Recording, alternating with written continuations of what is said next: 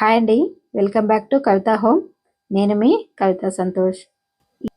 ఈరోజు మన వీడియో వచ్చేసి ఎన్నో ఆరోగ్య ప్రయోజనాలున్న ఉసిరి ఆవకాయ పచ్చడి అండి.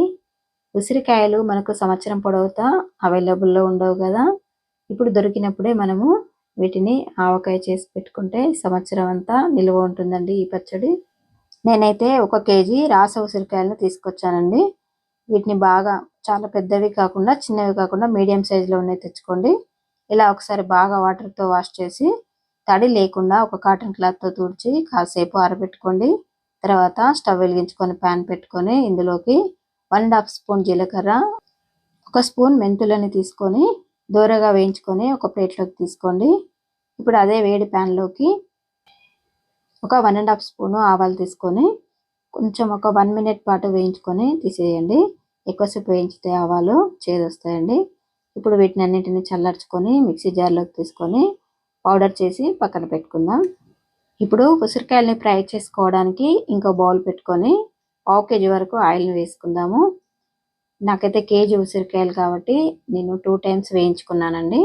ఇట్లా ఒక సగం ఉసిరికాయలను వేసుకొని మంచిగా బ్రౌన్ కలర్లోకి వచ్చే వరకు వేయించుకుందాము. ఇలా అన్ని ఉసిరికాయలని వేయించుకొని ఒక వెడల్పాటి గిన్నెలోకి తీసుకొని పెట్టేసుకుందాము. ఇప్పుడు ఇదే ఆయిల్లోకి పోపు చేసుకుందాము. పోపుకి ఈ ఆయిల్ సరిపోతుందండి. 1/2 కేజీ వరకు ఆయిల్ వేసాం కదా.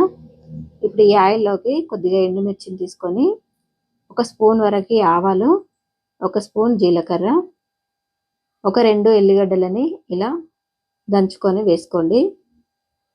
వెల్లుల్లి కొంచెం మంచి బ్రౌన్ కలర్లోకి వచ్చిన తర్వాత ఇప్పుడు పోపులోకి చిటికెడంత పసుపు వేసి పోపుని చల్లార్చుకుందాము. ఈ బౌల్ పక్కన పెట్టేసి ఇప్పుడు ఉసిరికాయ ముక్కలకి మనము ఉప్పు కారం అవి వేసేసుకుందాము. కారం అయితే ఇక్కడ 125 గ్రామ్స్, ఉప్పు కూడా 125 గ్రామ్స్ తీసుకుందాము. కొంచెం తగ్గించి వేసుకోండి, తర్వాత చూసుకొని మళ్ళీ వేసుకోవచ్చు. ఇప్పుడు మనం మిక్సీ చేసి పెట్టుకున్న పౌడర్ని అంతా వేసేసుకుందాము. ఇప్పుడు మొత్తం అంతా ఒక్కసారి అంతా కలిపేసుకొని ఇందులోకి ఒక 10 వరకు వెల్లుల్లిపాయలని వేసుకుందాము. వేసుకొని ఒక 4 నిమ్మకాయలని తీసుకోండి. నిమ్మరసం అంతా పిండేసి మళ్ళీ ఒకసారి ముక్కలకి అంతా పట్టేటట్టు కలుపుకోండి. కలుపుకున్న తర్వాత చల్లార్చుకున్న పోపుని కూడా వేసేసి కలిపేసుకోండి.